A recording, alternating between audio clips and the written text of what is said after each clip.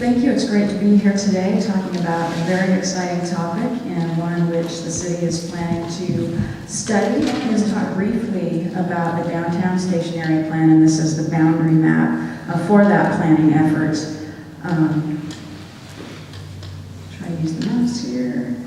Here's Highway 101, Highway 12, West College Avenue here at the top.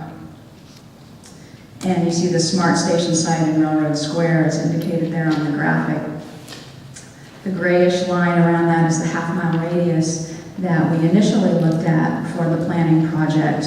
And the black line indicates the actual boundary that was set for the downtown station area plan, trying to take advantage of some opportunity sites and vacant land and other opportunities within the area. So that's why it was expanded a little bit beyond that original half-mile radius. And the yellow dotted line indicates the traditional definition of Santa Rosa's downtown as indicated in our general plan. So the overall plan goal for the downtown station area, as well as for the next station plan that we're hoping to do, would be to create a land use framework for guiding public and private improvements towards transit supportive uses and design. Those shared objectives for both the plans would be to intensify land uses, to improve connectivity for all modes of transportation, walking, buses, bus transit, pedestrians, and motor vehicles, and to create walkable and livable environments which would be transit supportive.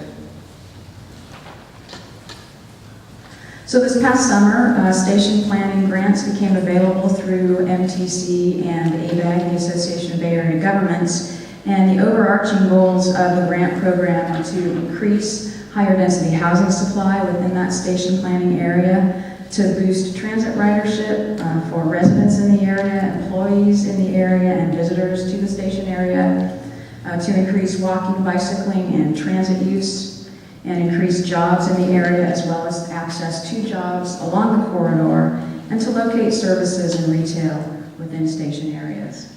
So this is the planning area boundary map that was submitted as part of our grant application to MTC and ABAG. So it's based on the station location that is currently identified by SMART, and that station location is shown in the orange-toned Y property that has already been discussed, that location. So in terms of grant program components, one of the most critical pieces is future land use in the area. So a proposed plan would look at increasing residential densities to meet housing thresholds, especially since residents within a half mile of the station is one of the most critical aspects of future ridership, according to MTC.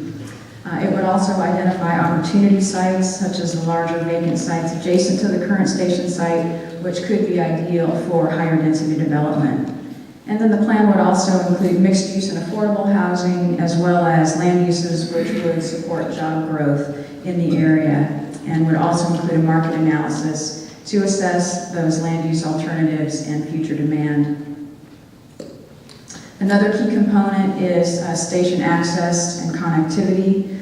Motor vehicles, pedestrians, bicycles, bus transit, access to the station is very important. Bus transit links are key to the success of rail, so we'd want to be looking at that as a key component. Connections to the station from neighborhoods, job centers, schools, the junior college, the high school, shopping. We'd also want to be taking a close look at, and accessibility for people of all abilities to reach the station.